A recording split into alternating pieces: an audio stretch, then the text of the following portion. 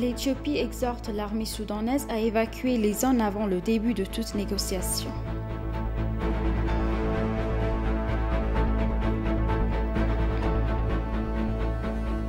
Le ministère salue les résultats positifs des réformes économiques locales.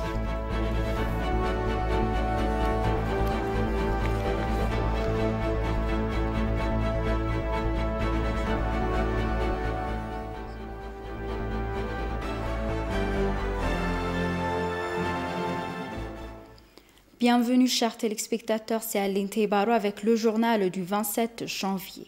La présidente Sahle-Work Zewde a déclaré que l'Éthiopie et la République démocratique du Congo s'emploieraient à renforcer davantage leurs relations bilatérales de longue date.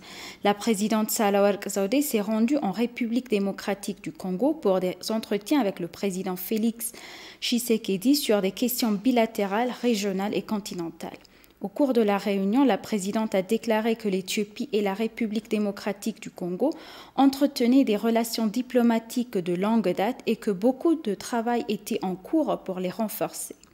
La République démocratique du Congo prendra bientôt la présidence de l'Union africaine depuis l'Afrique du Sud.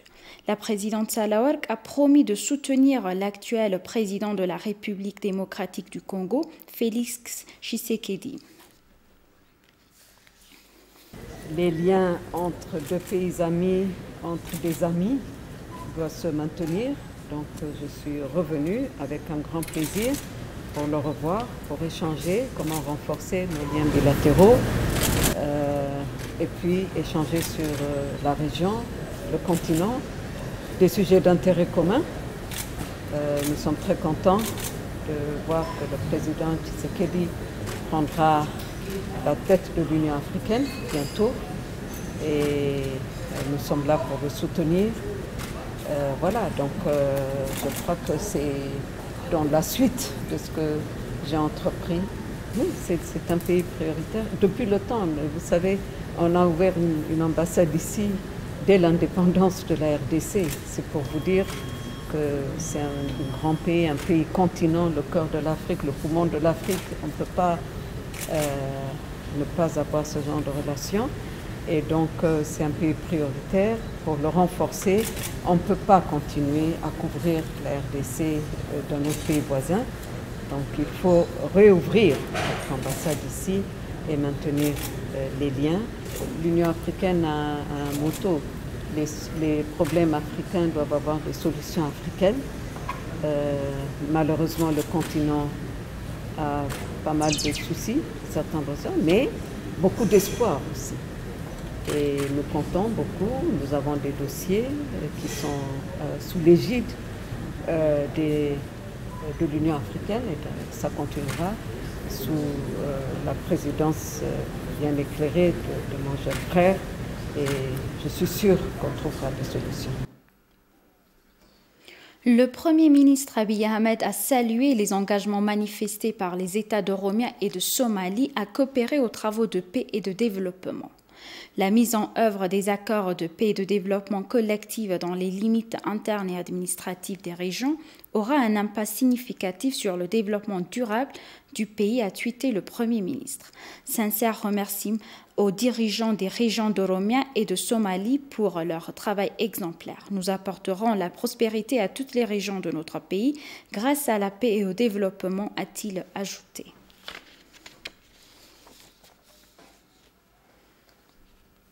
La modernisation du secteur des transports est d'abord nécessaire pour réaliser le plan de développement global décennal de l'Éthiopie. Le vice-premier ministre et ministre des Affaires étrangères Damak Mekonnen a fait cette remarque lors d'un forum de discussion sur le plan décennal de développement du secteur des transports du pays. Metasabia Weldaragay a plus.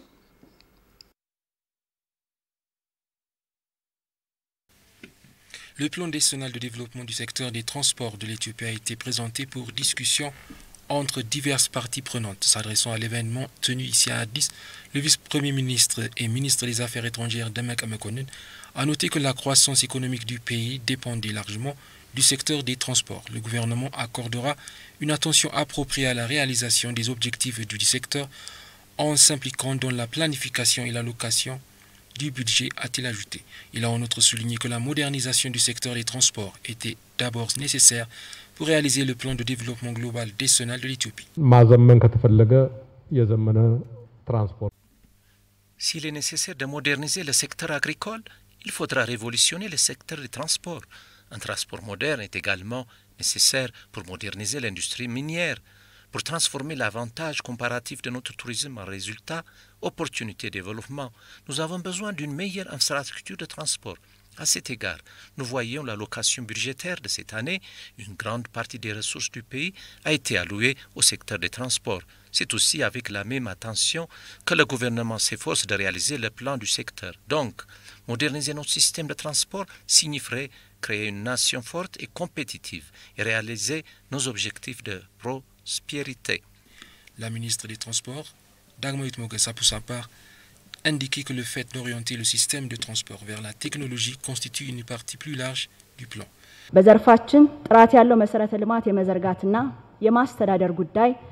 Ce sera notre plus grand programme pour établir et gérer des infrastructures de transport de qualité dans le pays. À cet égard, bien qu'il soit construit et fournisse des services sur une base de qualité, il devrait être résilient au climat et aux accidents, capable d'apporter des changements significatifs en matière de sécurité routière et capable de consommer de l'énergie renouvelable. De plus, le plan indique clairement que nous évaluons le succès et l'efficacité des projets en fonction des changements ou des effets sociaux et économiques qu'ils provoquent.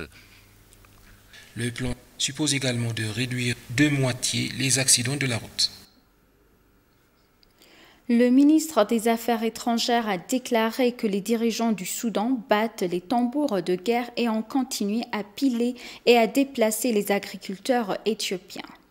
Et cela face au fait que l'Éthiopie croit toujours que la question peut être résolue à l'amiable et pacifiquement au moyen de tables rondes.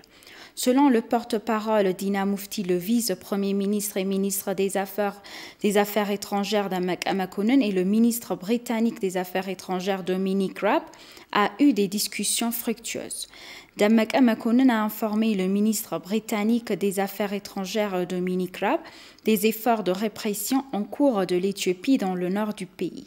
Le ministère, dans sa déclaration, a annoncé que le gouvernement avait accompli des réalisations remarquables en se concentrant sur diverses activités humanitaires dans la région du Tigray par le biais de ses agences et en collaboration avec des agences humanitaires fournissant des produits alimentaires et non alimentaires aux habitants de la région.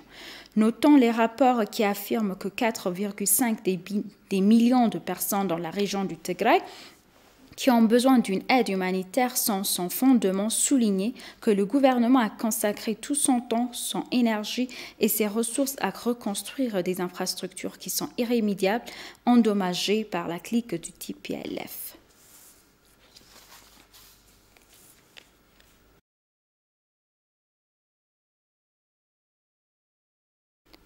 Le deuxième siècle de construction du lycée Efa Rocher, qui sera construit dans la ville de Rocher de Shiraro Warada, dans la zone ouest d'Arsi, dans l'état d'Oromia, a été réalisé aujourd'hui par Mme Zinash Tayacho et le chef de l'état régional d'Oromia Shemedlist. Le bureau de la première dame est en train de diplômer 20 lycées dans toutes les régions au premier tour. Le premier ministre Abiy Ahmed a remis des écoles pour construire des écoles dans des zones où il n'y a pas d'école.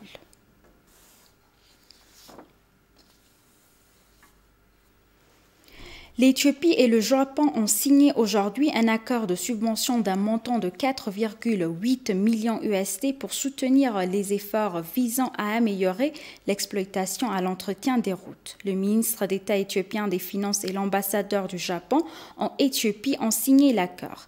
À cette occasion, le ministre d'État Yasmin Ouhar Prebi a déclaré qu'en raison de l'urbanisation rapide et de l'augmentation du nombre de véhicules en Éthiopie, les routes principales ont été gravement encombrées. Un tel soutien contribuerait à améliorer la fluidité du trafic, à gagner du temps, à réduire le coût du carburant et de l'entretien routier, ainsi que des frais de déplacement, a-t-elle ajouté. L'ambassadeur du Japon en Éthiopie, Ito Takako, a déclaré que le secteur des infrastructures est l'une des priorités du Japon en termes de soutien au développement économique de l'Éthiopie, selon l'agence de presse éthiopienne.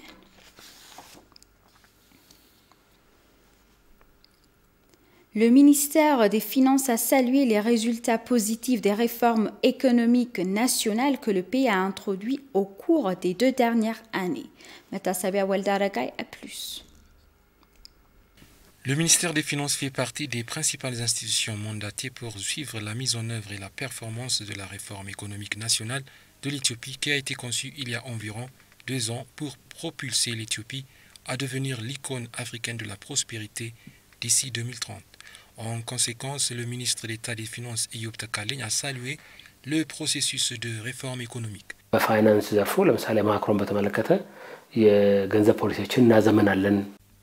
En ce qui concerne le système monétaire, nous avons réussi à mettre en place une politique monétaire moderne et nous sommes maintenant sur la bonne voie pour lancer un marché des capitaux où le taux d'intérêt de la finance doit être dirigé par le marché, non pas par une entreprise politique comme c'était le cas dans le passé. Notre système bancaire fait partie de cette réforme économique. Eyob a souligné que la réforme économique locale servira de tremplin au plan de développement national de 10 ans pour aider à moderniser les secteurs de l'agriculture, de la fabrication et du tourisme, ajoutant l'importance de l'élargissement du taux de change.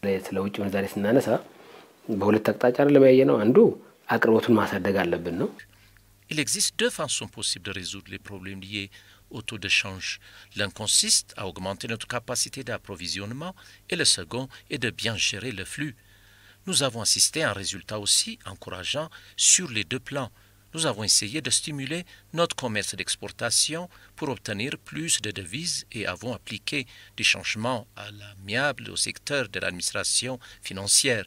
La Banque nationale d'Éthiopie a lancé de nombreuses activités de réforme à cet égard. L'exploitation minière et la logistique bénéficieront d'une attention particulière au cours de la prochaine période de mise en œuvre, selon le ministre d'État.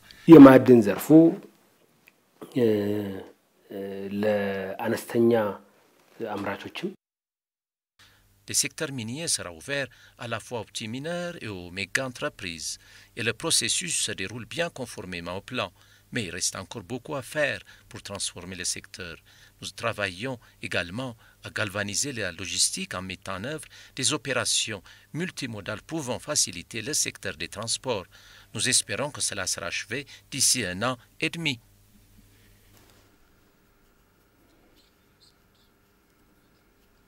Et pour conclure, la conseillère en économie numérique du Premier ministre Myriam Saïd affirme que la technologie transforme de plus en plus le secteur en augmentant la productivité.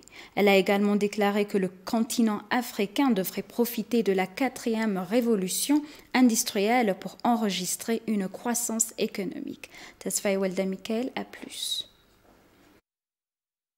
Dans une plateforme de conversation, la politique compte au bureau du Premier ministre éthiopien. La conseillère en économie numérique a déclaré que la technologie transformait de plus en plus le secteur.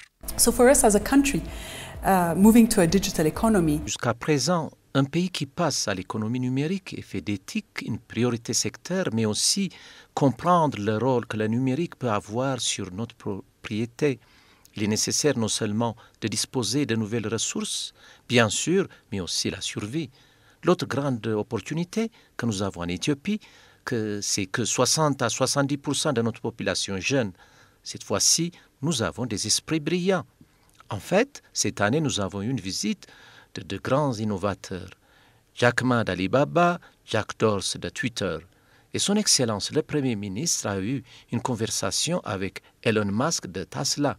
Tout cela montre que notre pays dispose d'un potentiel énorme.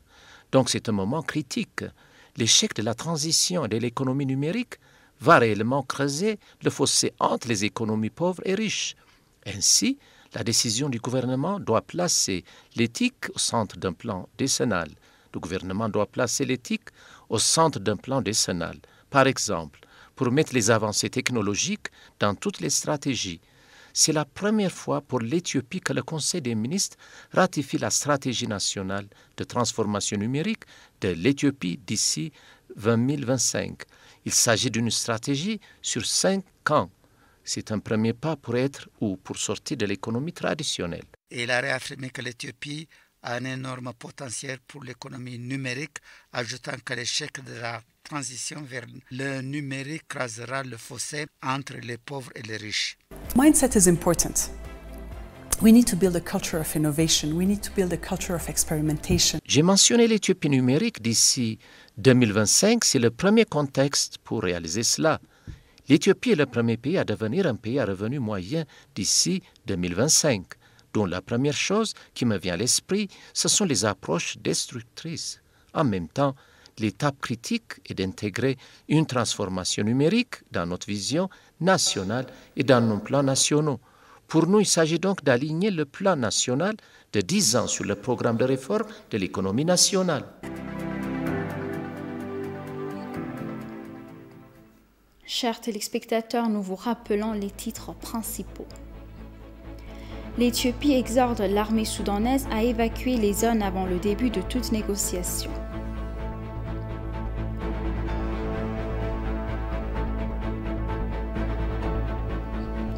Le ministère salue les résultats positifs des réformes économiques locales.